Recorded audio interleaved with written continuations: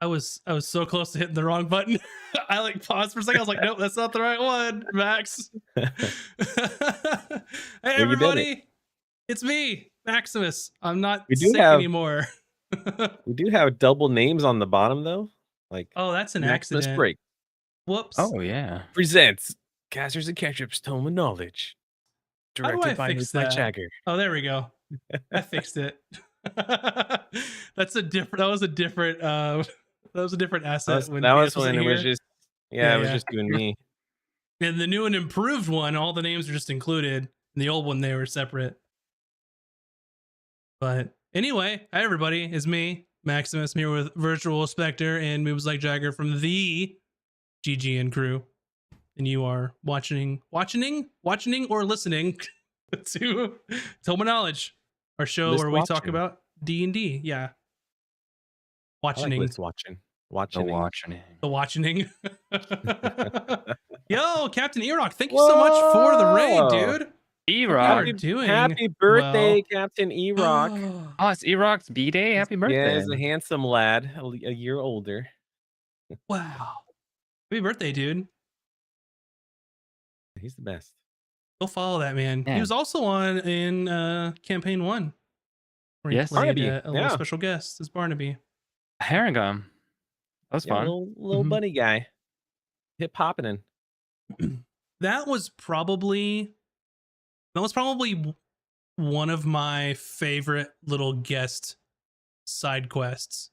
I think it worked out really well. It was it was a little off the like main quest, but still like completely worked out and was like a self-contained story. I think that one was my favorite one. Yeah, had a clean ending. Yep. Yeah, that was a fun one. He was Bun's favorite because he was a bunny. That makes sense. But thank you all so much, people that are here that are rating. I appreciate it. You're watching our little D&D talk show. We're gonna be covering the brand new playtest that D&D just released. Be covering a couple things, talking about what's different, what's changed. But if you haven't, I would implore you to go check out our YouTube, where we are very close to the necessary watch hours that we need to get emotes and other fun things over there. So we've got other fun stuff. We got stuff that's only on YouTube, like our shorts. We just had one drop today. We also have our show is called Out of Combat, which is our exclusive sort of behind the scenes. After each episode, we're a group of players, and sometimes me will talk about what happened in the episode, talk about kind of what the players were thinking, like what went into their decision making and all that stuff. So go check that stuff out. That's only on the YouTubes.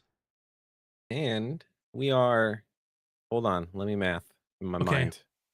41 hours away from hitting our 3,000 hours viewed milestone on YouTube. So Hey, thank you.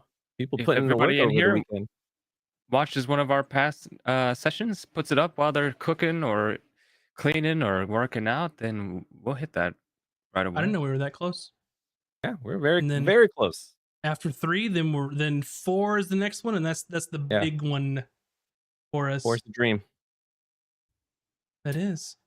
That's yeah. awesome. You're like, I love people that like that kind of make a character and like fall in love with that character and then continue them on elsewhere in other adventures. That's Aw. awesome. I want to hear the stories of Barnaby. Yeah, the new Tales of adventures Barnaby Yeah. in like some big like Bilbo Baggins like book he's in. Yes. in his little rabbit hole house. There and hop again. No, Heron gone again, sir. Ooh, that one's good too. But anyway, welcome on in here, everybody. Glad you all could join us. But other than that, y'all want to jump into this new UA? There's a lot of cool changes. This Unearthed Arcana is now officially the largest Unearthed Arcana that D&D has ever put out. Yes. 77 page roonies. Even bigger than the last one, which was already big. Mm-hmm.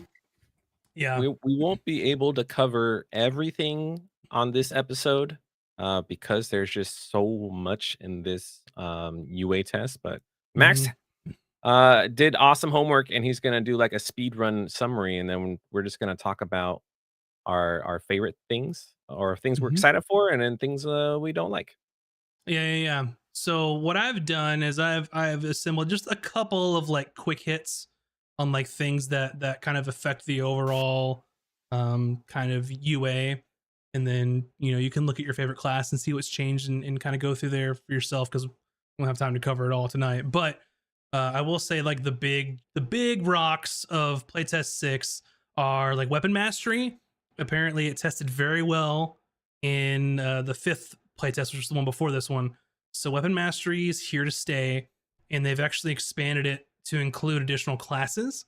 So not only, I think it was originally with fighters and barbarians, if I'm not mistaken. In the And last then playtest, yeah.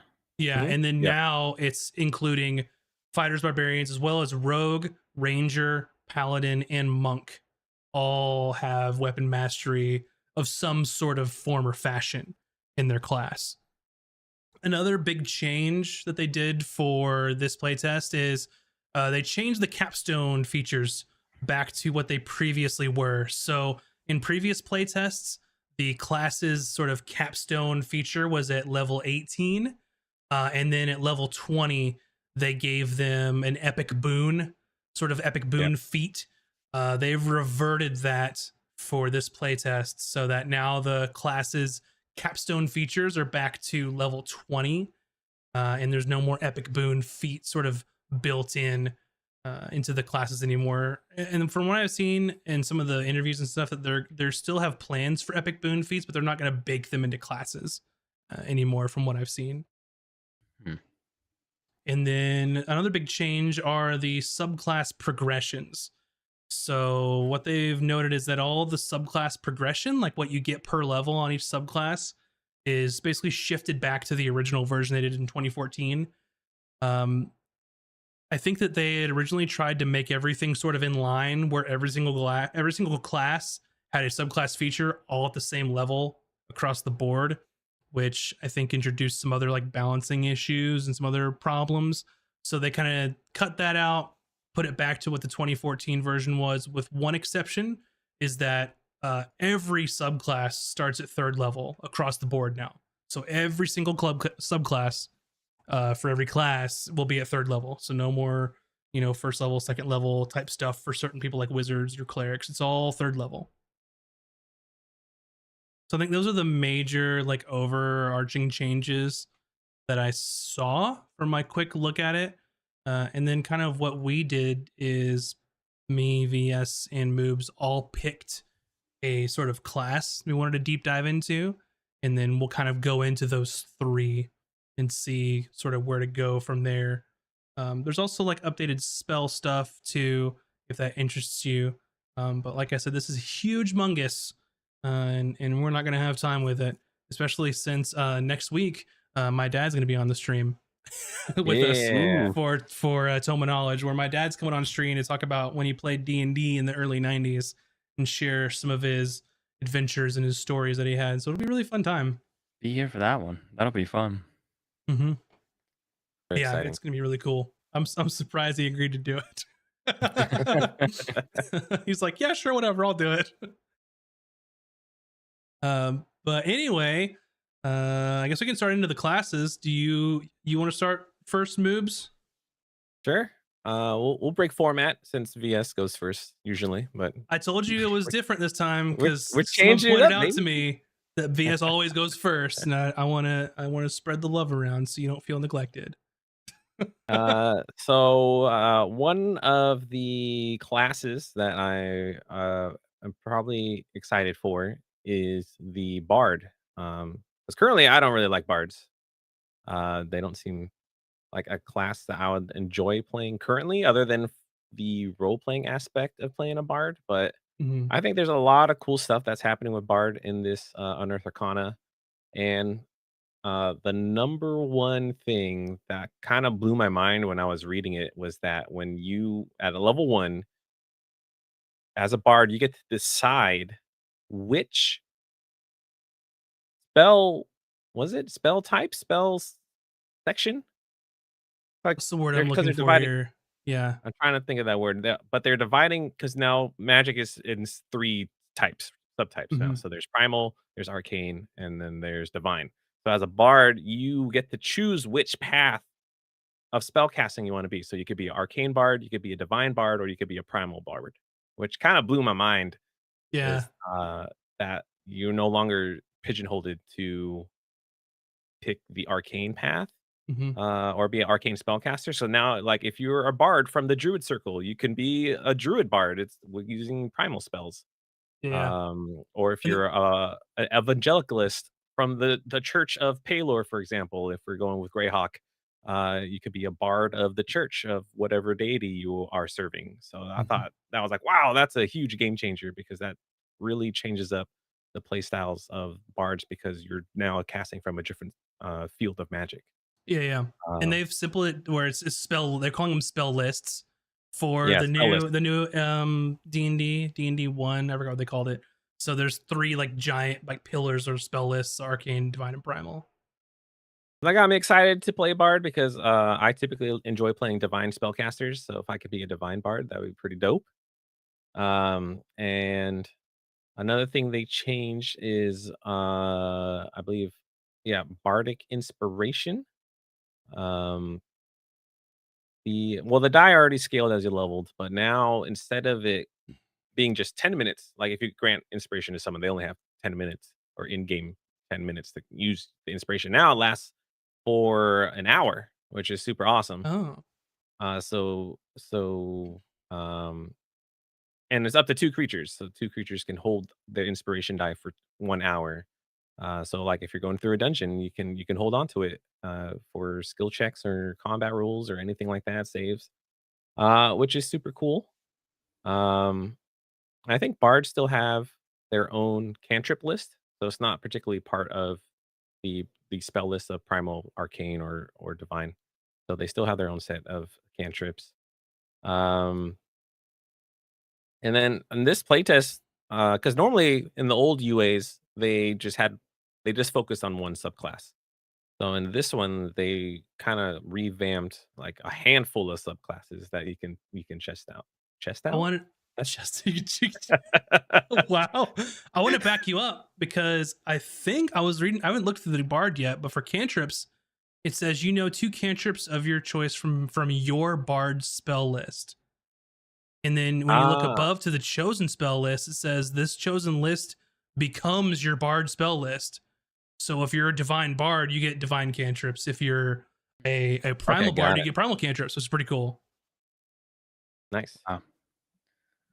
They also added a brand new subclass for bards. I'll get into that later when I get to the subclasses. But yeah, I would love to play bard now. This seems like a lot of fun.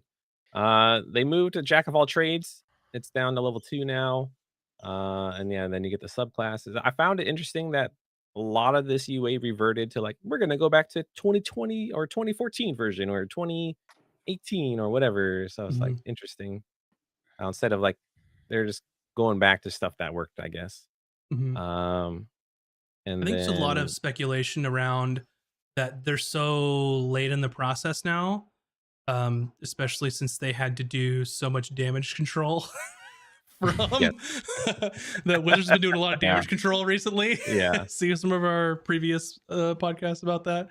Um, that they're running out of time to try all these new things and then properly test them and evaluate them because this new stuff is supposed to come out in 2024. And from what I've been seeing is that they need at least what like 4 to 6 months for all of like the printing stuff and shipping and everything to be done. for the So feedback and all that stuff. yeah, yeah, yeah. Because But anyway, go ahead. Now, is there anything stopping them from like delaying this? Like, I guess I'm not sure why they're so dead set on it has to be like at a certain point next year for this stuff. I feel like on if it's not gonna work, like you can delay it, right? so I don't know how it would work on like a book publishing side of things because Yeah, true. in game development, you can absolutely push back or delay or and do that. But I don't know if they have like contractual obligations with distributors and printing and all that stuff where they have to get it out. I don't know if they probably can delay it and it would be in more advantageous if they did delay it, if they feel like Mhm. they are in this crunch trying to get these rules hammered down for the next edition. Because otherwise, because once you have a physical book, if they make changes in erratas and they're like, oh well, this is going to work this way now, then they have to like post that somewhere, and that makes it really difficult for people Yeah. who Mhm. enjoy playing physic with the physical book, having to reference something online digitally. Um, Also, 2024 is D&D's 50th anniversary, so they're pushing really hard to get it out for their 50th Okay. anniversary. Well, there it is. Mhm. Wizards That's wants why. their money. yeah. uh, let's see what else. Yeah, font of inspiration is moved to level 5, or return to 5. And counter charm, which I always thought was stupid that you had to use an action to use counter charm, but now it's a reaction, which makes 100% sense because if someone in your party gets charmed, you can use your action to counter charm now, which was more in line with counter spell. So I always thought it was weird that bards had to use an action to Mhm. counter charm someone. So that Mhm. means someone was already charmed, and then you have to wait your turn to dispel that charm. And now you can just use a reaction like counter spell, which is super awesome. I like that. Uh, and then level 10. I this one it blew my mind even more. Like my mind was already exploded. Now that exploded bits exploded. Uh, Magical Secrets is the feature they get at level 10, and bards gain access to all 3 spell lists. Whoa. I Yeah, so they become like this super uber arcane hierophant, which was a prestige class in 3.5, where you mix a divine class with the arcane class. And now they're the arcane hierophants of awesomeness. I know every level you could swap out a spell. So I don't know when you acquire those spell lists, can you change your spells then, or do you continue the routine of like, hey, every time you level, you can swap out a spell? So I don't know how that will work. It wasn't very clear Well, because they're you now also gain access. prepared casters, aren't they? Um, they are Yeah, I think no, they're no. prepared, aren't they? I So when I read it, it says they're prepared, but then they said when they level, they swap out a spell. So that confused me. Unless they are. Says, Oh. yeah, it says you prepare spells for each of your classes individually, referring to spell slots. Uh, Yeah, so when you gain a bard level, you can replace one spell on your list with another spell that you have spell slots on your bard spell list. So that confused me And because if yeah, they're a prepared spellcaster, they gain access to all of it, right? They just have to choose what spell they're going to cast for the day. So I think unless yeah. maybe there is like a miscommunication or a typo. I'm not really sure. Yeah, because Uh, in their chart they have a list of how many prepared spells you have. yeah, So is it? I guess they're I'm using not the word prepared spells, but meaning it spells differently like known. known, like yeah, spells known. So are they changing the terminology Yeah, or because yeah? like at level 20 they have 22 prepared spells. well, under the spell casting thing, for it does say spell preparation is no longer tied to the level of your spell slot. I don't know if that's. I'm not a Hmm. spellcaster person. I don't know if it has So anything to do with it. what they're saying is, you no longer get, because normally you would have like you get X amount of level 1 spells, X amount of level 2 spells, continue so on and so forth. Hmm. But now it's just a mega spell list, and you get 22 spells. Like say Oh, you're level 20, you get 22 spells to choose from level 1 to level 9. So it's up to you how many level 1 spells you want, but you get 22 out of all those levels of spells. okay. Oh, so yeah, looking at prepared spells of first level. Yeah, it says you prepare the list of spells of first level and higher that are available for you to cast with this feature. To start, choose 4 first level spells from your bard spell list. The number of spells in your list also increases as you gain bard levels, shown in the prepared spells column. Whenever that number increases, choose additional spells from their bard spell list until the number of spells on your list matches the number on the table. Okay. Yeah, this makes no sense. Yeah, that's that part I found very confusing. So I hope they kind of clarify what they mean there. Does Whenever, it? Yeah, because it almost seems to me that when you think of a prepared caster, you have every spell available, but you can only prepare X 4 of amount of them. spells. Yeah, Yeah. where like traditional wizards, um, or sorcerers or It spontaneous sounds casters, you get like your set and that's it. it sounds like Yeah. there's still like you're gonna have spells that are just always prepared. Yeah, because then it, like what you're saying is it goes down to changing your prepared spells.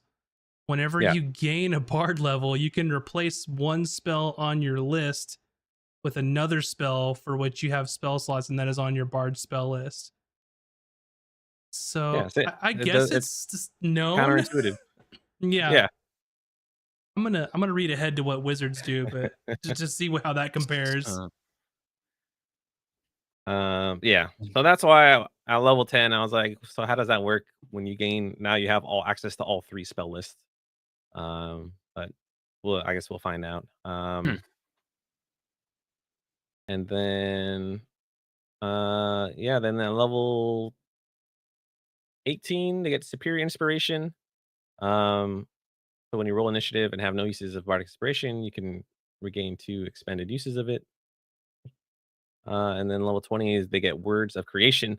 You're the master of the prime words of creation of life and death. So you can have power word heal and power word kill as prepared spells. And you could cast either of them. And you could cast it on a second target.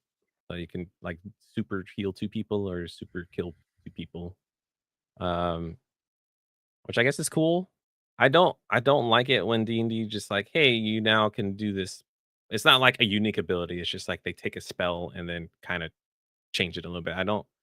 I feel like they should make a if this is your capstone ability, it should be super cool and unique to that class instead of just granting you spells with a spin.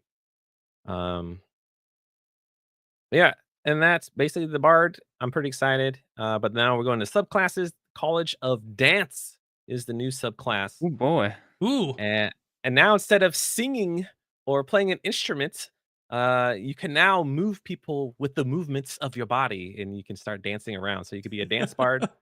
Um, so I was like, "Oh, that's an interesting spin on a bard because they didn't really have that before." So I Mhm. thought it was super cool. You get unarmored defense, so now you could be a naked bard who just dances and jiggles I'm picturing the your limbs. dancer from like Final Fantasy 14, Yeah, exactly, exactly. Oh. which is Yeah. awesome. It makes sense. So you get your armor class equal to 10 plus your dex modifier plus your charisma modifier. So you could be a sexy Oh. dancing bard with no armor. The ability they gave him, agile strikes, I thought was interesting but weird at the same time. Whenever you give someone or you use bardic inspiration, you can then use a bonus action or reaction to make an unarmed strike as part of this action. So I So thought that was Oh. it's kind of so you like can Monk, but yeah. So you are like, I'm gonna do a spinneroonie dance move and give VS bardic inspiration because I'm spinning so fast. I kick someone in the face. Um, Oh. I'm looking at the next section called bardic damage, and that makes a lot more sense, but go yeah. ahead. You also get bardic damage. You can use your dex instead of strength when making an attack roll with unarmed strikes. And when you deal damage with the unarmed strike, you can deal bludgeoning damage equal to your roll of bardic inspiration die plus your dexterity modifier. So I guess that's pretty cool because your It's like bardic Monk. die, yeah, it's like as your bardic, let's say you're level 10 and you do a little spinneroonie move, you could do a D10 damage because that's your bardic die. So I thought that was interesting, but also does I don't think it really makes sense because after that you go into other things that's like the only thing that makes bards do damage for at that the end it subclass. says the roll doesn't expend the die. Does that mean like this is like a free thing? It just doesn't count against your resources? Mhm. Yep. Yeah. That's like better than Monk then because Monk used to have to spend the discipline point for, or I guess you, Well, No, you're no, for you're spending unarmed the free. strike. It's like Not basically for the unarmed martial arts strike. die. Yeah. I'm thinking of flurry of blows. Never Yeah, yeah, mind. yeah. it's just one hit, but you're using an inspiration Yeah, you're chart. already expending bardic You're already inspiration, expending it. that resource, but then you can Got make a little yeah. free slap with it. I Yeah. have an update, by the way, on the prepared thing. Oh, When you okay. wanna. Perfect. So I was looking ahead, or I guess looking at cleric. So they're trying to use the same terminology across every single class. It looks like. So everything says prepared spells of first plus level, and then it has changing your prepared spells. So for Bard, it says whenever you gain a Bard level, you can replace one spell on your list. If you look at Cleric, it says whenever you finish a long rest, you can change your list of prepared spells. So they're using the same terminology of prepared spells, but different classes can do it when they level versus different classes A can do long it on a rest. long rest, which That I is don't stupid. like. They're That's different things. Don't call them the same that's thing. yeah, that is too confusing. They're two different mechanics. You should name them differently. Yeah, Um, yeah. And then level 3, you get inspiring movement. But thank you for Max for clarifying that. you got it. Um, when an enemy you see ends its turn within 5 feet of an ally who is within 60 feet of you, you can use your reaction to spend a bardic inspiration to move up to half your speed, and then roll bardic inspiration die, and your ally can move a number of feet equal to 5 times that number rolled, without provoking attack of opportunity. So Whoa. that's super cool if you have a squishy, and then you use your bardic inspiration pool to move, and also your ally can move for free. It's like Um, you're cutting in on the dance. then level 6 bardic, the level 6 subclass ability, you get leading evasion. So basically, you get evasion, which is super cool. Makes sense if you're a dancer. Mhm. Also at level 6, so I noticed like some of the subclasses give you 2 things sometimes per level. Like you get 2 things at level 3 or 2 things at level 6. Um, and when you roll for initiative, it's called tandem footwork. When you roll for initiative, you can roll as bardic inspiration, and everyone can add um your charisma modifier to their initiative roll. It's cool. You know what's funny? With that class feature or that subclass feature, they get evasion before Rogue does. Rogue When gets do level, rogues evasion get at level evasion? 7. Oh level wow. 7? Yeah. Interesting. Interesting. Anyway, just Just an observation. yeah. Uh, Take that how you When I think evasion, man, I think of rogue, which is yeah. yes, funny. and monk. Yeah. I don't really think of Uh, monk, to be honest, too often. and then That's level fair. 14, you get irresistible dance, which is you basically get the auto irresistible dance on your spell list, and you can use it once per day without using a spell slot. Again, I don't like the capstone being a spell. I mean, granted, they get to do it for free, but at level 14, that doesn't really seem that great Yeah. of a capstone for a subclass. It seems a little uninspired to Yeah, me. they do this a lot. Um, Overall, yeah, Yeah. sounds like a fun new subclass. I yeah, agree. super There's a lot of awesome. flavor there, and the mechanically the stuff seems really awesome for somebody that really wants to fill that like charismatic support role. Sort It of. it feels very roguelike. Yeah. I know that term gets tossed around a lot in video games, but this one actually feels roguelike.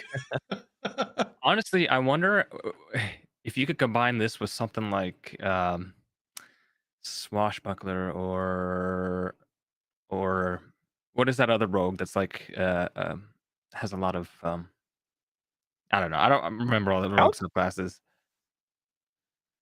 Huh? count. He's saying scout, but you're saying it so fast. No, well, maybe. And then yeah, they also cover more Mastermind, that's subclasses. what it Thank you, is. Zeus Mastermind. Yeah, Yeah. Yeah, they cover a couple other subclasses. But I won't get into because I'll let you guys talk. But one thing I was very disappointed was College of Valor. Because you're like the swordy combaty bard, you don't get weapon masteries. Kind Hmm. of, I was like, well, what's the point? I feel like that subclass was very blah, and I don't know if they even updated it. I don't know what it was before, but I mean, you can now. Whenever you attack, you can expend a spell and do stuff. I guess. Um, Yeah, Would it be since they are like a caster primarily, would it be maybe they're trying to keep the weapon mastery stuff to marshals, and if the bard wants to have weapon mastery, then they have to take the feat. Like the feet. I Yeah. think that's That probably makes what it sense. is. I guess that makes sense. It has a But like little. Go ahead. if it's like this is the bard who's the sword and slash dealing guy, you should give him at least one. You know? Yeah, they could limit it to a certain type weapon type too, like finesse weapons or something. Yeah, exactly. I But guess. yeah, I guess It's they do have the feet, so that I guess that makes sense. But yeah, it that's said they the made bard. some changes there to like martial training and like combat inspiration, like a couple small changes there, where you can use your weapon as a spellcasting focus now, as Yeah, the College of Valor, which is helpful. Was that a sword bard thing before? But using a weapon as their for the valor bards. I don't. Mm-mm. Ooh. There's a nice little purple not for box just telling valor, me but what was the difference between 2014 and now. Yeah, huh. Cool. yeah, looks fun. I would enjoy playing that bard. Yeah, I like the College of Dance. It's super cool. Like the bard monk rogue hybrid. I think the coolest thing out of this is now it's just like pick your spell list. You can be whatever you want. You can be a arcane bard or divine bard or primal Yeah. bard, and then at level 10 it's like, okay, have all of them. Have Yeah. all the spell lists. They're like, never mind. Yeah, just do it all. Yeah. You could No, almost be I like like a it. charisma based druid without wild shape. Yeah. Pretty much. Yeah. Super That's kind of cool. cool. That's I mean, that's a Multi-classing stuff lot there. of spells to choose from, though. Like, Yeah, 3 spell lists, and let's say you're level 12, you have to choose 16 spells among 3 spell lists, which is kind of I don't know how much time you got. It's like I mean, I guess that makes sense now as why the spell's known, because God, imagine doing that every long rest. Fuck that. they're like, "All right, long rest." You're like, "Cool, give me 30 minutes." Yeah, it's like, what spell should I use today? You'll pull out your big giant ass book of all the spells. Yeah, I think that was probably the highest highlight out of the classes for me is how much different the bard can be now. Hmm. Nice. You want to talk about your favorite now, VS, or your favored choice for today? Sure, yeah. I chose to talk about the rogue since I'm currently playing one. Um and my first ever class I played was rather disappointing, and I didn't really want to talk about it. So I picked rogue. And rogue's got some fun changes to it. Um a lot of the stuff is very similar to how it was before. They did get some new things, and there's been some tweaks. So I guess diving in, I believe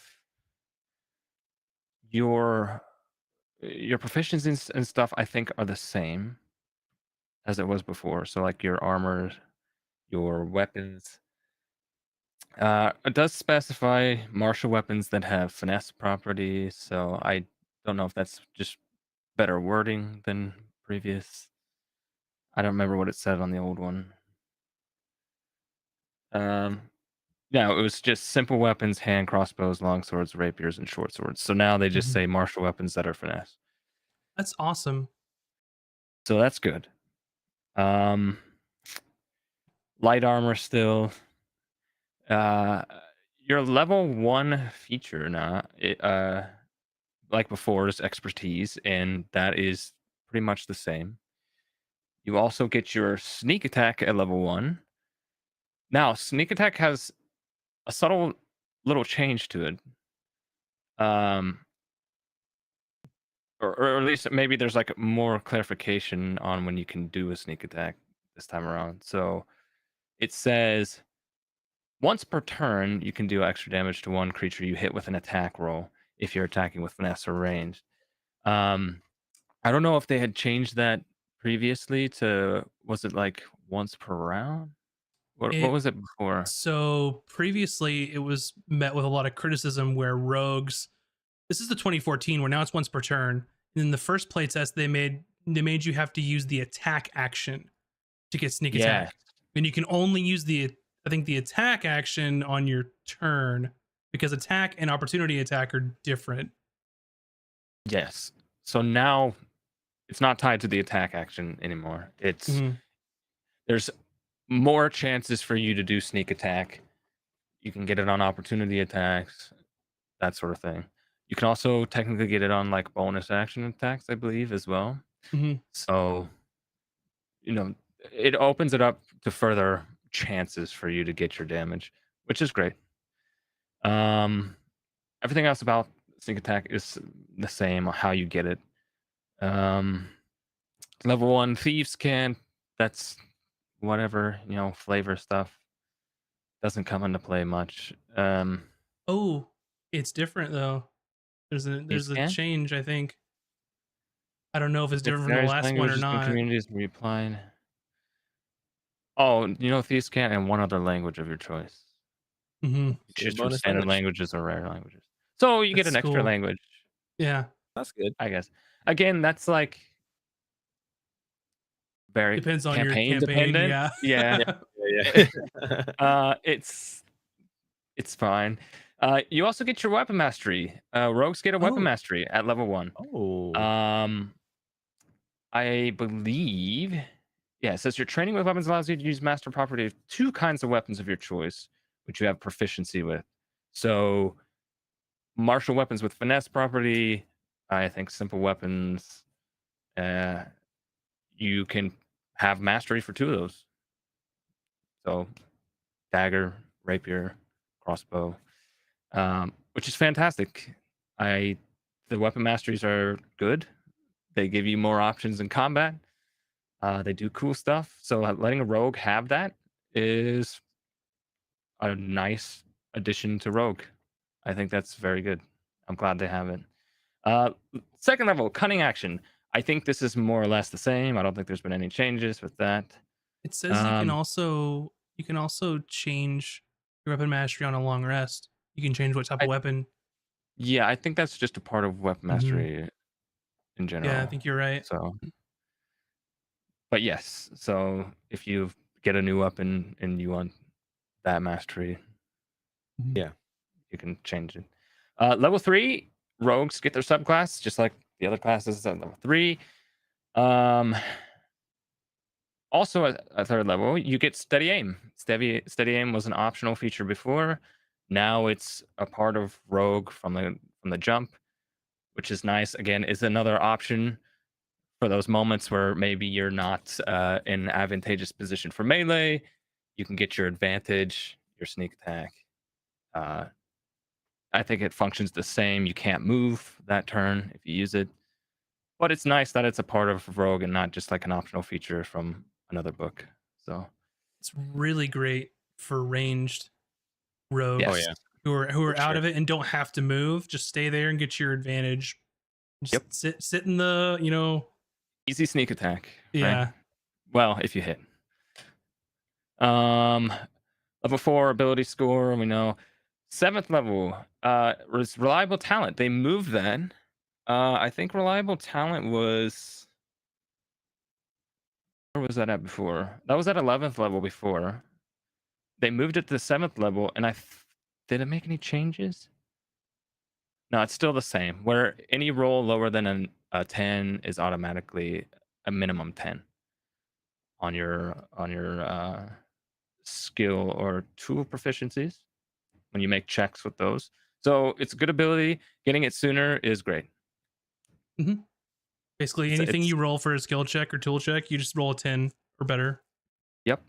Looks like there's Yep. a fifth level one that Yeah, you that is a get huge new thing too, Did though. I miss the Yes, 5th level one? you missed I it. Oh, think It's it was right on on the the right other side of side. this. Yeah, yeah. yeah. Sorry. This is a major one too because it's a new one. Yeah. Rogues get a new feature at level 5 called Cunning Strikes. It says you have developed cunning ways to use your sneak attack. When you deal sneak attack damage, you can add one of the following cunning strike effects. Basically, we got a couple of effects here that you can do, very similar to like the weapon mastery properties. Um, First one's disarm. Exactly as it says, you can force the target to succeed or fail on dexterity saving throw. If they fail, they drop an item. It says item. Doesn't have to be a weapon necessarily. Mm-hmm. So if your enemy is holding an object that's, a magical focus or something like that, you can pick that. If they fail, they drop it. Before we go to the next one, I was reading through this. I hadn't seen this yet. And what's really cool about this is it has a die cost. So you forego one of your D6s from a sneak attack to do this, right? I was going to get to that. Oh, yeah. Well, Sorry. I was going to get that once I went through here, because Yeah. they give you 4 options. Mhm. Disarm, poison, which you can poison the target again if they fail a con save. You give them the poisoned condition for 1 minute. Trip, you knock the target down if they fail dex save. Withdrawal lets you move half your movement, and you can move without provoking opportunity attacks. Each of these comes with a die cost. So how this works is, when you're dealing your sneak attack, you have your, at this level, it's 2d6, right? A fifth, or is it 3? Let's see. At 5th level, it is 3d6. So you have your 3d6 sneak attack. You can choose to spend one of those dice to do one of these extra actions. So, and I think all 4 of these cost 1d6 to do. And does it specify you can do more than one per turn? It says you can add one of each of the following. One of each? You could do all. No. I think you can expend all of them if you wanted. Hold If on. you wanted to do on your turn 3 of these effects, you could sacrifice all of your sneak attack damage to do 3 effects. I think is what they're saying. Let me read this. This is my brain. This is you can add one of the following cunning strike effects. Just one. And then it says each effect has a die cost. So it looks like okay. one. So never mind. Never mind. Yeah. That's later on. Sorry, I'm thinking crazy. I'm thinking of later on, because there's an update to it where you can do an additional. Okay. Oh, nice little foreshadowing. That's my fault. That's my fault. I got. Well, I made you jump the gun because I got so excited about what it was anyway. So we all know that sneak attack is rogues where most of their damage comes from. So this is a very interesting thing here, where rogues before in combat, they're just damage. They're, unless you were like an arcane trickster or something, there was not a whole lot of extra utility that was coming from your rogue. It was do your damage on your turn, next turn do your damage. This, along with the weapon mastery, gives the rogues some more fun options that they did not have before. Some battlefield control. With withdrawal, you get a bit more defense. It's great. It's a new feature that adds to the rogue, doesn't take anything away. I think mechanically, having it cost one of your sneak attack dice is fine, because again, you don't have to do these. These are extra options. So the choice is entirely yours. Yeah, I think it's a great add. Yeah, it looks like like they just for utility. They just lifted it right out of the Battle Master book. Yes, they're like maneuvers essentially, which is cool, because they're, if they have other like poison that's different, that's distinct enough for a rogue. Which makes me wonder, we have this on rogue, we have the weapon masteries. Is Battle Master gone now for fighter? Are we just not going to see Battle Master? No. Village, when you said no level. utility, they meant in combat. They're just in combat. Utility. In combat, there's out of combat rogues are utility gods. So. Yes. I'm talking in your actions in combat. Yeah. Rogues, unless you were like an arcane trickster or something wonky like that, then you sneak attack. That's what you did. You sneak attack. You do damage, which for some people that's acceptable and fine. But this is more fun things that don't screw with the class in a negative way, that just add to the class. It's fine. Yeah, and they calculate the saving throw the same way that Battle Masters do too. So it's basically the DC is 8 plus your proficiency bonus plus your dex mod. So that's super cool. Yeah. And also at 5th level, Uncanny Dodge is there. Same as before. I think that was also at 5th level before. Yeah. That hasn't changed. 6th level expertise, again, same as it was before, I believe. 7th level evasion, so that's also the same. And like I said before, reliable talent moved from 11 to 7, which is wonderful. Now more people have an opportunity to use it since it came kind of late Mhm. in most campaigns. So that's just there you go, village. An even better utility sooner. um 8th level ability score, 9th level subclass, 11th level. This is the improved cunning strikes. So this takes the cunning strikes from before Mhm. and tweaks them so that you can pick 2 effects Oh, when you do sneak attack. And you'll have 66 by level 11. You have 66, so you can choose to sacrifice 2 of those dice if you want 2 effects on a particular target. Mhm. Again, there's a die cost to those, and we're gonna get to the 14th level ability right now because this has a factor here because it adds 3 more. This is called Devious Strikes at 14th Ooh. level. It gives you 3 more options basically, so 3 more cunning strike things you can do. The first one is Daze, cost 2d6 this time. Target must succeed on a con save throw, or it has the Daze condition till its next turn, end of its next turn. Cool. I'm gonna look up the day's condition because I don't know if I remember. They may have changed it. Yeah. While dazed, you experience the following effect. You can move or take one action on your turn, but not both. You also can't take a bonus action or a reaction. So I think that's new. Maybe because I think that's a lot of things that happen based on spell effects, but I don't know if it was in 5th edition as a Yeah, that might have been an condition. effect that only certain spells had previously. Yep, it's new. It's new. Oh, that's new.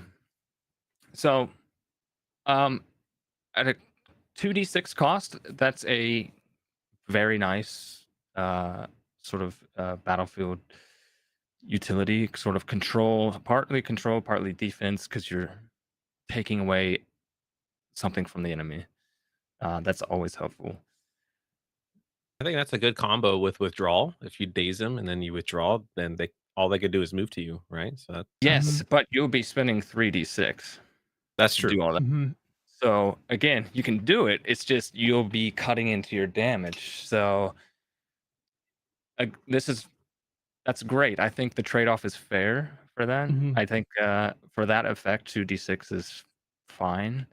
Now, knockout cost 66. So I believe this is all of your. At You get 14, I 70. believe you have 7. Yeah. So almost all of your sneak Mhm. attack damage for the ability to, if a target fails a con save, they go unconscious for 1 minute. Oh shit. That's awesome. It's awesome, but the unconscious target can make a save at the end of each of its turns. And I think it doesn't say anything about being hit. Until it Yes, takes damage. until Yeah. it takes damage. So Oh, it 1 doesn't minute or say it? until it takes damage. Yeah. Oh, yeah, okay. So it is very strong at a cost of 66. I don't know if it's that strong. I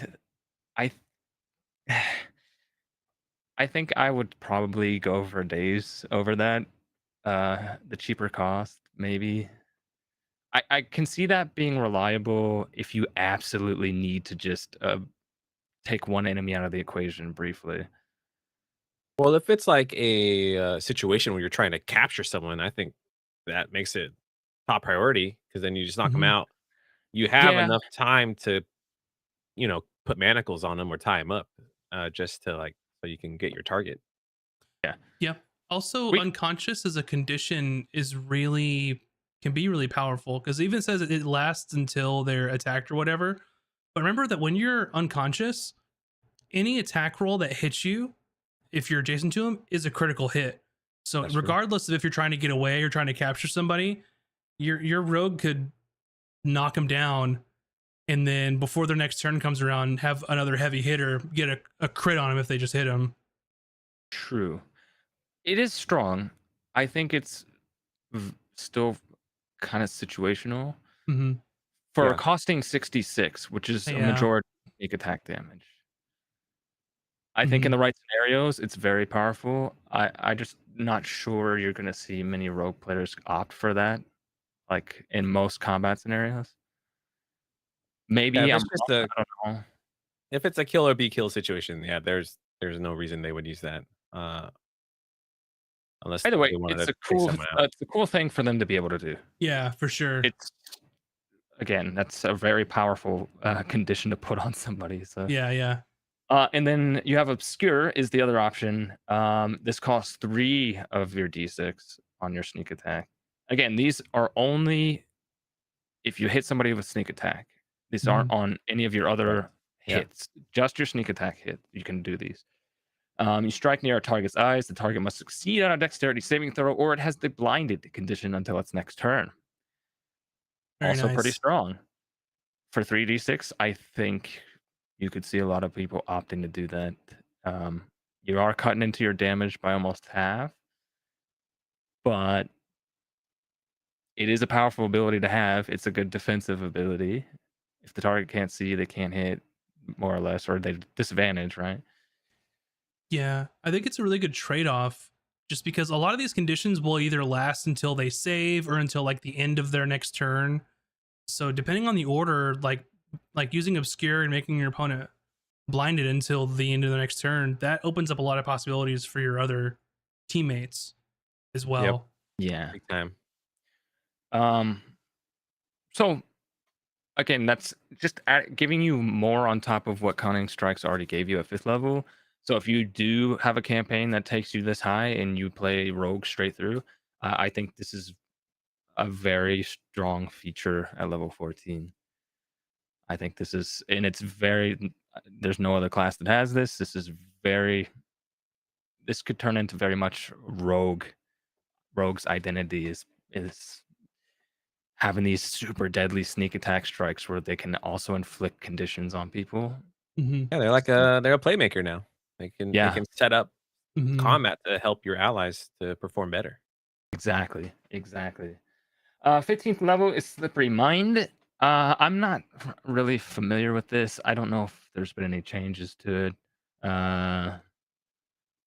You I gain don't think there's any proficiency and changes wisdom to and it. charisma saving throws. Yeah. Level 17, or sorry, level 18 is elusive. That's at the same place. No attacks get advantage on you unless you're incapacitated. I think that's also the same as before. And level 20, you get Stroke of Luck. I believe this is new, right? I don't remember if it's the same Oh, no, it's the capstone or same. It's the not. same. Well, it's. I don't know if they made any changes. Uncanny Knack. If you fail a D20 test, you can turn the roll into a 20. I, That's I, the same. Yep. I don't know. As a capstone for the class, it seems fine. It's. I guess it can be So powerful if you need it for certain things, but yeah, they're saying if you fail a D20 test. So I need to see what a D20 test is in this D&D. So it's basically saying, yeah, it can either be an ability check, an attack roll, or a saving throw. Save, So yeah. so anything you roll a D20 for, if you fail it, you can just say I roll a 20. yeah, it's strong. I the 20th level. I mean, I don't know. that's a free crit, right? Because it's treated as a natural 20 or it's just a 20? That's a good question. It just says you. It just says you can turn the roll into a 20. They don't I guess that say. would be a crit because if you turn the roll into a 20, then Yeah, that's a natural 20. yeah. I Yeah, guess so it's then. a free crit. And Which A at crit level at level or 20, that's 10d6 of your sneak attack. yeah. so Yeah, it'd be that's 20. okay. That's if you use it in that way, it's strong, like pretty Yep. strong. Or hitting a Especially with how clutch, like a clutch saving throw as well would be good. Yeah, especially how we're doing crits now for campaign 2, like with the first set of dice are maximized and then you roll an additional set. That's yeah, those spicy dammies right there. Yeah. yeah. So I guess we can move on to the subclasses now. Yeah, First one they have is Arcane Trickster. I'm not too familiar with this, so we might want to hit the If you're highlights on yeah, these. for the sake of time, since Max needs to talk, like pick one of your favorites or that you thought was the most interested to you. um, I think there's some fun changes to Assassin. I can do that if you guys want. Sure. Yeah. Um, let me see. They made some changes to Assassinate, um, where I think before they relied on surprise to get like their assassinate skills or their big damage or whatever. I don't think you need to rely on the surprise now. I think it says, yeah, during the first round of combat, you have advantage on attack rolls on any creature that hasn't taken a turn yet.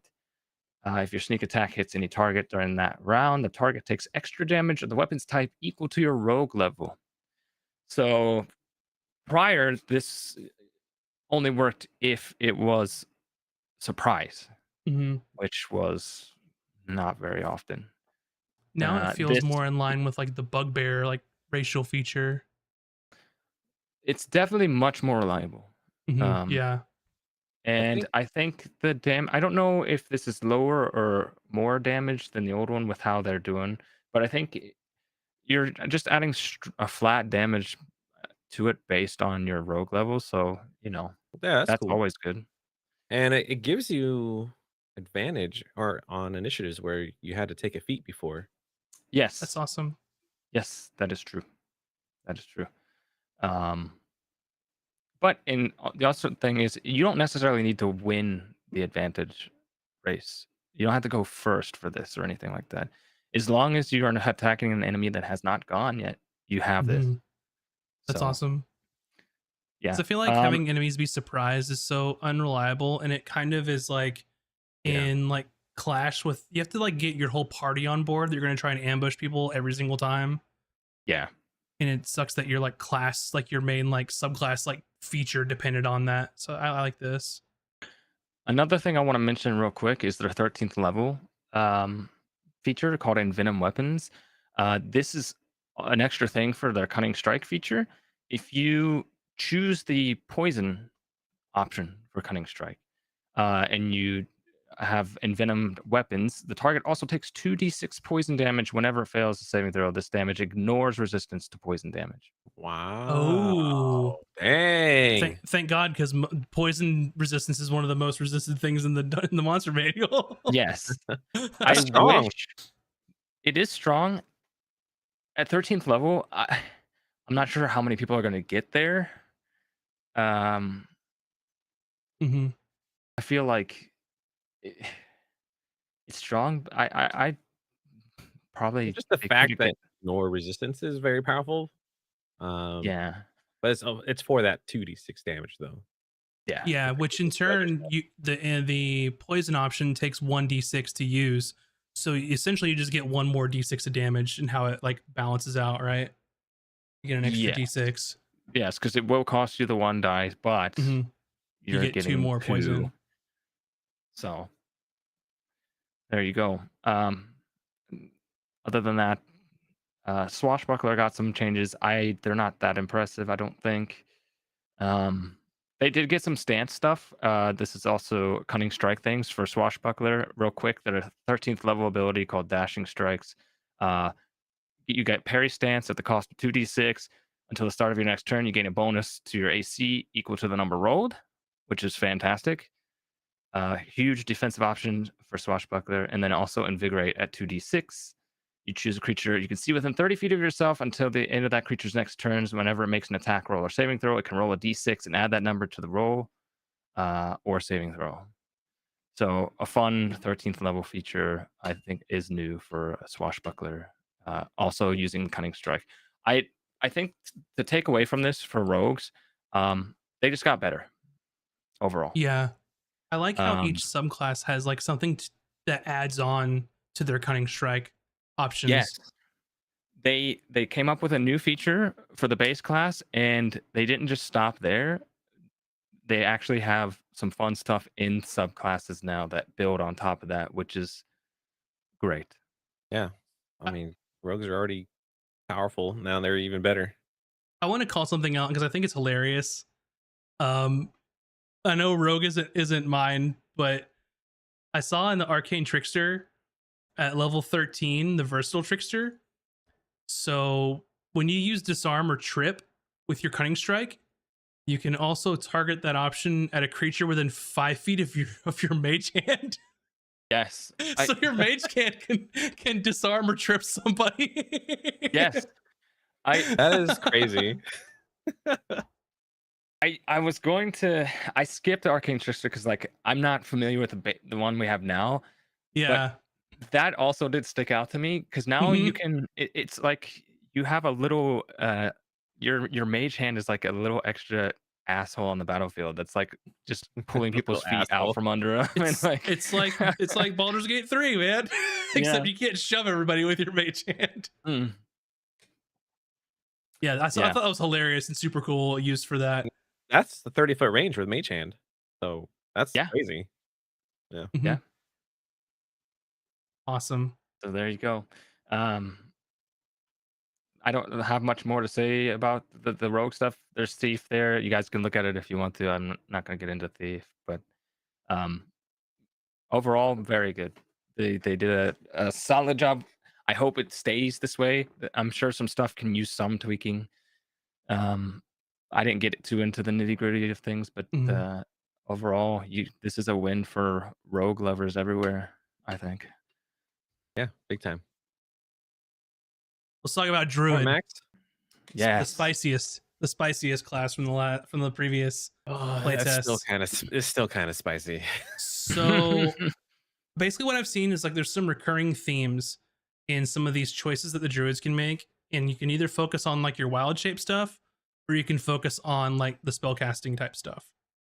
And what I've seen is that the 4 subclasses that are going to be in the new PHB are going to be land, moon, stars from Tasha's, as well as sea, which is a brand new one that we're going to cover today too. But first we'll get into the normal druid stuff. So that healing blossom that was in the previous one, they took that out. That's no longer part of it. And there's no more like channel nature. That was like basically the that was similar to cleric stuff. That was removed. But there's some other fun stuff in here. So the first thing that we can talk about is right at level 1. They added, you get druidic as level 1, which is the language, but also it says that you always have speak with animals prepared now because of that, which is pretty cool. And it gives you some rules on how other people can try and spot your druidic hidden messages if they want to. And then at first level, you choose a primal order. So you can choose either magician or warden. Warden allows you to gain martial weapon proficiency and medium armor training. Sure. That's yeah. Okay. And magician gives you an extra cantrip from the primal spell list. And you also have a bonus to your nature checks. It's equal to your wisdom modifier. So your intelligence nature checks have also a plus wisdom as well, which is kind of cool. Spell casting is the same. There's still you change your prepared spells during a long rest, so they're an actual prepared caster. Like we were referring to earlier. They still have their wild companion at 2nd level, where you basically can cast Find Familiar and it disappears when you finish a long rest. They moved wild shape back to 2nd level. So it's back down to 2nd level. And there's some change with wild shape here. So let me find this here. So now wild shape is a bonus action for everybody. Every single druid it's a bonus action. That used to be exclusive to Circle of the Moon. So now everyone can kind of have that fun stuff like you saw in the D&D movie where you can just wild shape in and out, as a bonus action and do cool stuff, which I like. So as a bonus action, you transform into a beast form that you've learned for this feature. We'll talk about known forms later on. So you stay in that form for a number of rounds equal to half your druid level, or until you use wild shape again, or have incapacitated condition or die, whatever. Same thing's there. So bonus action. So your known forms. So you start knowing 3 forms for this feature. So no longer can you choose every single beast in every single book in every single D&D 5th edition. I like it as a DM, Moobs. I know you don't like it. I hate it. I know you don't like it, but I like it. But here's the thing. So you start off knowing your 3 forms, chosen from a beast stat block with your max channel or challenge rating, all that stuff. But the thing is that whenever you finish a long rest, you can replace one of your known forms with another eligible form. So I think it's a compromise to where at least the DM can know what you're planning on doing in this adventuring day, versus picking. That's true. Because the thing is it says beast, and every monster manual, adventure book, whatever, depending on how open your DM is, like that could be from any single like book. So I think it's a good compromise that you still have access to all of them. You just pick 3 for a day. And I think that helps players in a way too, of like, hey, I know what 3 I'm using today. Here are the stat blocks. Versus, well, I'm going to change into this random thing and that kind of stuff. So I don't mind it. I think it's fine. You learn additional forms as higher levels. So like at 4th level, you know 4, 8th level, you know 5, and then your max CR and all that stuff goes up. Same thing for like your number of uses. I believe that's the same. You regain 1 expended use on a short rest, and then all expended uses on a long rest at this point now. And so I think there's some different rules when you're transformed though. So there's rules when transformed. While in a form, you retain your personality, memories, and ability to speak, and the following rules apply. So you can still talk when you're transformed. So your game statistics are replaced by the statistics of the beast, but you retain your hit points, hit dice, intelligence, wisdom, and charisma scores. You retain your class features, species traits, languages, and feats. And you also retain your skill and saving throw proficiencies and use your own proficiency bonus for them. It says, if the creature has the same proficiency as you and the bonus in its stat block is higher than yours, use the creature's bonus instead of yours. If it has any legendary or lair actions, you can't use them. So basically and I watched an interview on this, and basically what they were saying is that it was almost, they didn't realize how much the wild shape, getting that extra chunk of HP, really makes the druids just like a crazy tank, right? It's just, you're adding a whole giant HP pool on top of things, which I get. There's some other cool stuff that we'll come down to when we talk about the Circle of the Moon, though, that adds some other cool stuff to that. Same thing as you can't cast spells when you're in wild shape, but you can still maintain concentration. And it says like your ability to handle objects is determined by your form rather than your own.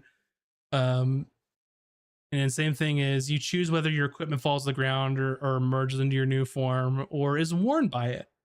Worn equipment functions as normal, but the DM decides whether it is practical for the new form to wear a piece of equipment based on the creature's size and shape. So your equipment doesn't change size or shape to match the new form. And it says anything that you're not wearing has to either be dropped or like merged into you. So that's kind of what they did with the wild shape. Now, from what I see from that, check something. I took some notes, but I'm losing my place here. Let's see. Okay, so there's some other stuff that's later in Circle of the Moon that will change things. So just bear in mind, this is just the wild shape that every druid gets. This isn't the Circle of the Moon specific type stuff.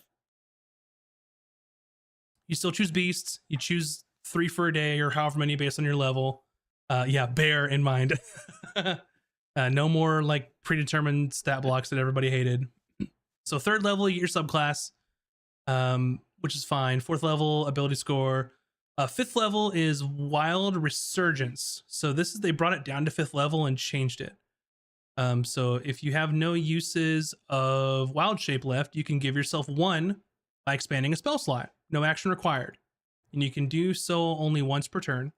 In addition, you can expend 1 use of a Wild Shape, no action required, to give yourself a 1st level spell slot. And you can't do so again until you finish a long rest. So it's almost like the Sorcerer Sorcery Points thing, where you can turn spell slots into Wild Shapes, and then a Wild Shape into a spell slot with kind of a cap on it, which I think is super cool, because if you're a spellcasty, like magician-y druid, like, you're probably not going to Wild Shape unless you really have to, and it adds a lot of utility to be like, I want my spell back so I can do other stuff with it. And vice versa for moon druids, where they're not casting spells all the time. They can change forms as much as they want. Yeah, super cool. 6th level subclass feature. 7th level Elemental Fury. So you can choose one of these options. So once again, it's either do you want to be a shapeshifty druid or a spelly druid, spellcaster one. So they have potent spellcasting. You add your wisdom modifier to the damage you deal with any primal cantrip. So any cantrip now gets your wisdom modifier added to it. There's also Primal Strike is one you could choose. So once on each of your turns, when you hit a creature with an attack roll using a weapon or a beast form's attack in Wild Shape, you can cause the target to take an extra 1d8 cold, fire, lightning, or thunder damage. And you choose which type whenever you hit, which element you want to do. That's awesome. Yeah, that's super cool. I like that. A little bit of elemental damage in your beast form, which I think is awesome. 8th level ability score. 9th level Commune with Nature, which is a new one. You are an expression of nature itself and can commune with the natural world all around you. You always have the Commune with Nature spell prepared. You don't know what the Commune with Nature spell is. Let's see. Let me find it. I'm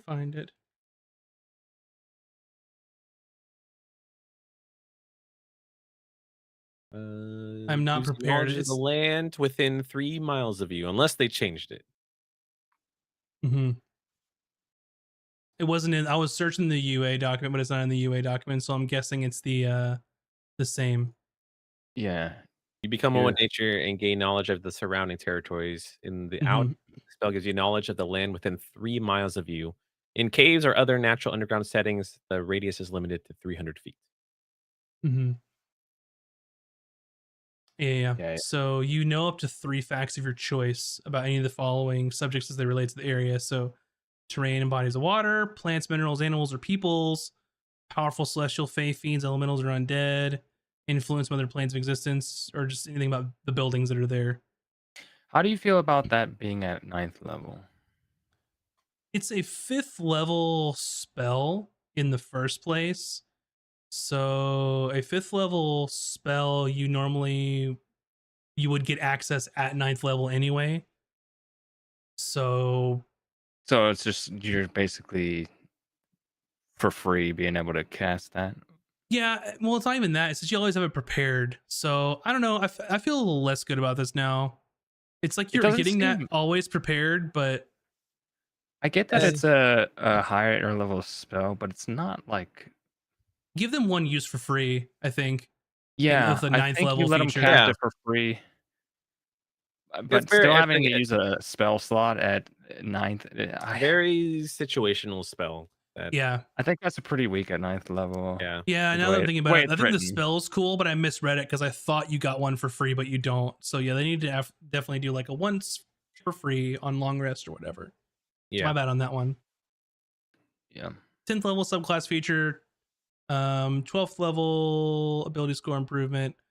14th level subclass feature. 15th level improved elemental fury. So the potent spellcasting now says if you cast a cantrip that's a primal cantrip of range 10 feet or greater, the spell's range increases by 300 feet. So it's basically the spell sniper attached to it. And then the Primal Strike increases to 2d8 at 15th level. I feel like the Um, potent spell casting is a little weak for level 15. yeah, 'Cause yeah, how often are you gonna cast a cantrip at that level, you know? Unless you're, like, conserving spells, but yeah. I I mean, I guess it depends. Um, yeah, and then 2d8, 15th level. I don't know. You have to like really play that to see. yeah.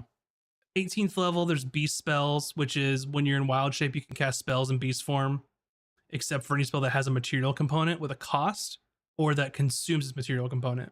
So that's kind of cool. 18th level, you can cast your spells while in wild shape form.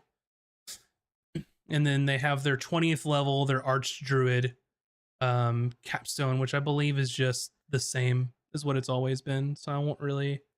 No, it doesn't. It's actually got some new stuff in it. So my bad. So you have your evergreen wild shape. So whenever you roll initiative and have no use as a wild shape left, you regain one expended use of it. There's longevity. For every 10 years that pass, your body age is only 1 year, which is all like RP type stuff. Nature Magician. You can convert uses of wild shape into a spell slot, no action required. Choose a number of your unexpended uses of wild shape and convert them into a single spell slot, with each use contributing 2 spell levels. So for every one wild shape you expend, you gain 2 spell levels for one, basically. Which So scales now, right? Because currently you only get 2 forever. yeah, the wild shape uses does scale. You can get up to 4 at 17th level. So you could expend 4 wild shape uses and get an 8th level spell back. That's pretty good. That's pretty cool, I think. It's not super flashy, but seems useful. Two of the three of those things are pretty good. Yeah. The longevity one is like, Yeah. Yeah. But that's what they always gotten since, like, the old has days. it? Yeah. And then you can do that basically once per long rest. Your Nature Magician. Do you want my kind of hot take after reading these? Mhm. I actually like the epic boons at level 20. I like Yeah, I when do they too. bumped the capstones up to 18 Yeah. and had an epic boon at level 20. I think just they're don't. I think at level 20, a lot of these things just are like, they're okay. Yeah.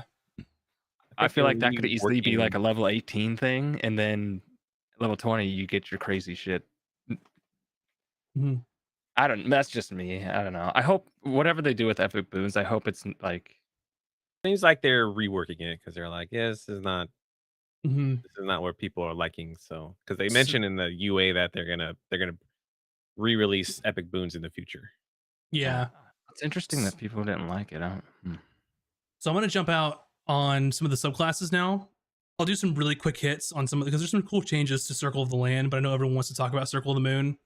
But so Circle of the Land, kind of some quick hits there is that you pick from the list of 4 land types each day. It's not you pick one Oh. forever and that's what you're stuck in. Every Oh. single long rest, you can choose what sort of land you want to pick, and there's different spells associated with each land type. That's Very perfect. good. Yeah, so they have arid, polar, temperate, and tropical are the 4 now. And you get certain spells associated with that. There's a thing that you can do that's called I believe it is Nature's Sanctuary is one of them. And Land's Aid is another. So yeah, Land's Aid will basically allow you to use your wild shape like slot to create like this magical like foliage around you that can damage enemies or heal allies. So they kind of took that healing blossom and like shoved it into Circle of the Land itself and gave it kind of its own cool thing. Interesting. Yeah, which is pretty cool. And then they also get basically Nature's Sanctuary, where you're basically provide protection to your allies around you with like spectral trees and vines and stuff like that. And it also uses one of your wild shape uses, which is super cool. Because if you're a Circle of the Land, you might not be changed into a wild shape a whole lot, but you can use that resource to do cool stuff with it. So those interesting changes to Circle the Land, and I love the fact that you can change your land type every day. I am Grooting your party with Nature Sanctuary. Yeah, and I think the way that the Circle of the Land, they said it was now the quintessential like nature, like magic, like magician, user kind of thing. So I think that's pretty cool there.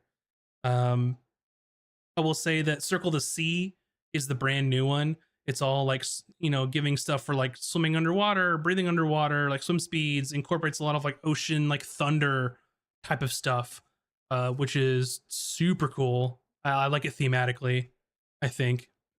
Man, that would be so good right now in campaign 2. I know, right? I actually, yeah. I didn't know much about Circle of the Land or any kind of druid subclasses really, but hearing this version Mhm. sounds really kind of fun to me. Like no one really picked land Yeah. in current D&D because you were stuck to these terrains. But Yeah. now you got the freedom to swap it up. So I think a lot more people will dip into it. hmm So yeah, in like Circle of the Sea, they have like aquatic affinity for like water breathing, swim speed, that kind of stuff. They have like Wrath of the Sea, which is like a thunder aura around you, which is super cool. So very thematic, and you're right, would be very good for this current campaign that we're in. But I know everyone wants to talk about Circle the Moon. Mexican Emmy has that. I needs that. You want to not be Circle of the Moon anymore, and you can be. We can talk about the Circle of the Sea if you want. But Circle of the Moon. So there's some main updates. So third level, the challenge ratings are back to what they were. So a normal Circle of the Moon, and they have their third level, which is Combat Wild Shape. So third level, Combat Wild Shape. When you assume a Wild Shape form, compare the beast's AC to your AC, including any armor you're wearing, but not a shield. While in that form, you choose whichever AC is higher. So, so instead of getting the they took away your whole bunch of extra hit points, but now they're letting you do your armor class. So if you have a higher AC as a druid, then your form, you take your druid's AC. Also, you get temporary hit points. So when you assume a wild shape form, you gain a number of temp HP equal to the form's hit points, or 3 times your druid level, whichever number is lower. So you get temp HP for the HP for that form, or 3 times your druid level. So, if you were turning into a wolf, it says you get 11 HP that are temporary hit points. And what's interesting about this, though, is that so what's good about this is that no longer are you just knocked out of your animal form because your beast lost the HP, right? You stay in your animal form the whole time with the temp HP and your HP until you're incapacitated, or however long it runs out, how long you can be in animal form. But yeah, there's no reason to take an animal form that is good AC unless it is the only advantage it gives you. So I feel like most beasts had lower AC anyway. A lot of them did. But if the beast's AC is higher than your AC, then yeah, it's still an advantage to you because you can choose that beast's AC instead, amongst whatever else advantages it has to you. So yeah, it's a little more nuanced, but maybe that the beast that has high AC also has high HP that gives you more temp HP, probably, depending on. Usually doesn't work that way, but also, while in wild shape form, you can cast your abjuration spells as long as there's a material component, or as long as there's no material component with a cost, or if it consumes that component, you can't use those. And then Moonbeam. You always have the Moonbeam spell prepared while in wild shape form, and you can cast the spell in that form without material components. Okay, awesome. So they basically said that for Circle of the Moon, while all the other subclasses are sort of thematic, Circle of the Moon really didn't have anything to do with the moon other than just shapeshifting. So they're trying to work some of that in there.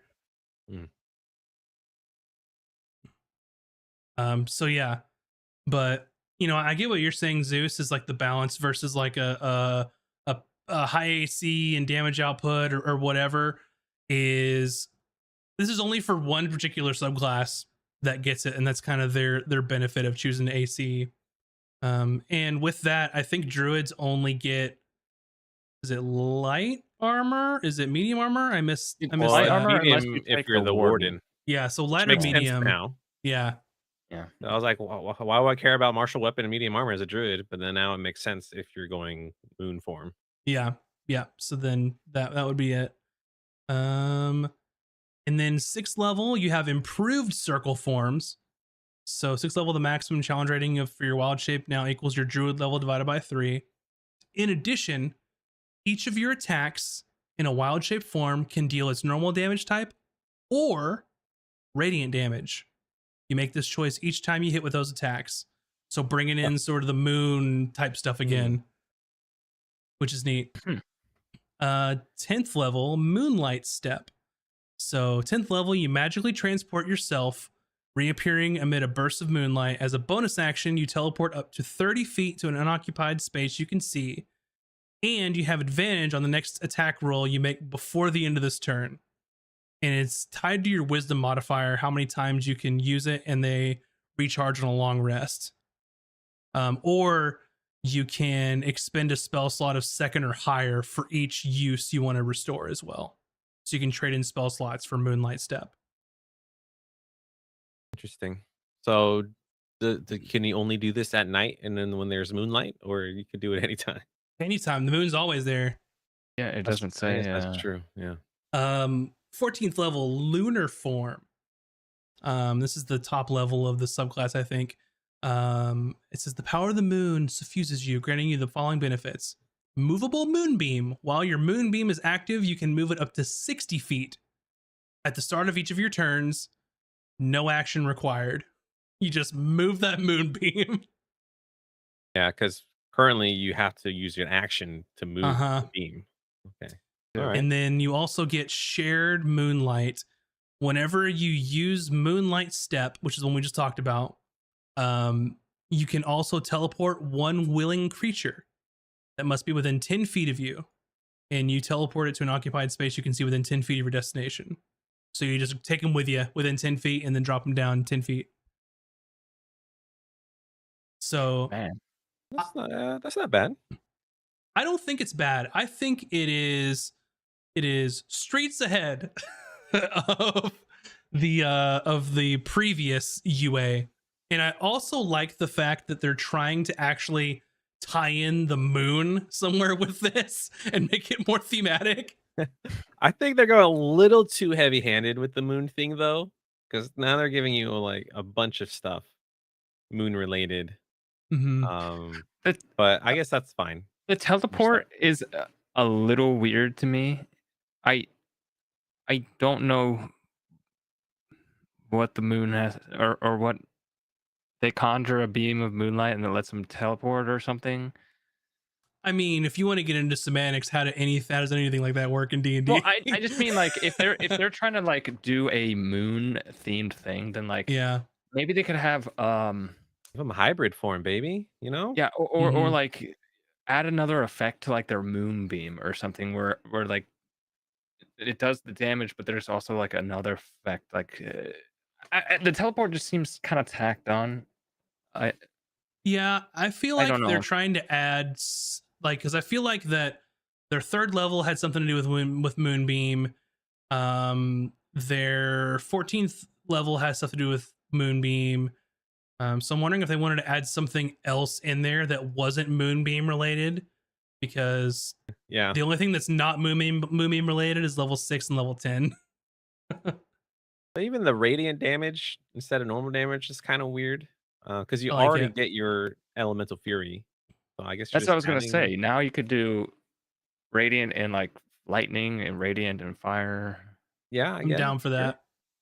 That's also huge. Physical damage. Yeah, that's also I like it. Is elemental fury, it lets you replace it, or it adds the damage on? I think it just adds the damage on. It adds the damage, so you get you're essentially getting extra D6s. What we're saying is with this, instead of doing swapping. physical damage, you're doing radiant instead. which So is you can very do 2 important different elements. for.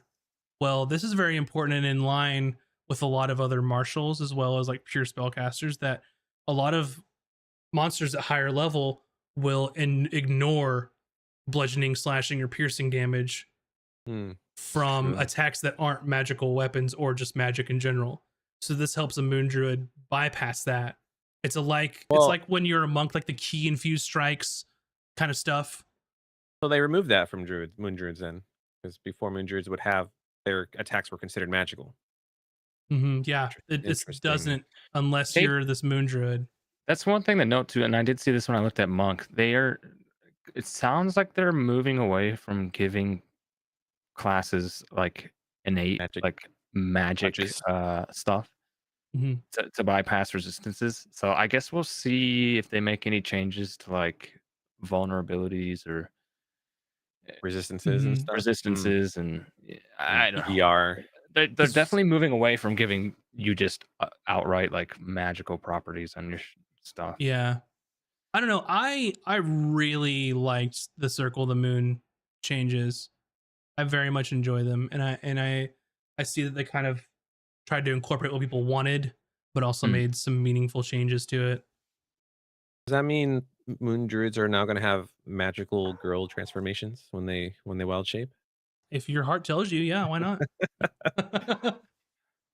This village says we need the whole gambit now. We need a circle of Mars, circle of Mercury, the circle of Venus. Absolutely. What if they just Yeah. circle of the cosmos? Well, there's a circle of stars as well. So Oh, is there? yeah, that's the Tasha's one. That's going to be the fourth class in the handbook when it comes out. Oh, see, I know nothing about druids. Well, people seem to like currently. So Yeah, for sure. You have thoughts? That's why these changes make no sense. I love them. I like it a lot. You get your wild shape stuff back to what people wanted in the first place, not those little pre-built things, and This gives you a moon lot shit of belongs in the stars. gives you a lot of utility where you can use your AC in wild shape. You can use you get temp HP now, and then the moonbeam fun stuff. Because why not? Shut up, Max. Yeah. You have to agree with me. I know we are over time. So thanks for hanging with us. I do want to add one thing that because Max and not me, we're paladin lovers. That lay on hands is now a bonus action. Boom! That what is? Lay on hands is a bonus action, baby. Yeah. Didn't they one kind of downside for paladins? Didn't they change divine smite to a spell? Yes. Yeah. Sorry. They sure did. That's gonna be a fun time. Oof. But yeah. I know we were Anyway. gonna say we talked about stuff we didn't like, but I think we got most of that out of the way. So Yeah. I would have loved to talk about Paladin, but go read that on your own time. We don't have time for it. But anyway, thanks for watching. Thanks for listening. Let us know what you thought about the new UA changes. Tell us if you love or hate the new Moon Druid. But anyway, it's still fine. spicy, but it's better. I love it. I love it. But anyway, with that being said, tomorrow on Tuesdays at 7 p.m. there are art streams with Bun. She's still feeling a little under the weather, so it's kind of touch and go. So just check us out tomorrow on our socials. Jump on our Discord or check out our Twitter to see if that's going to happen tomorrow, because she's still a little under the weather. But then, of course, on Thursdays, our Out of Combat's going to drop.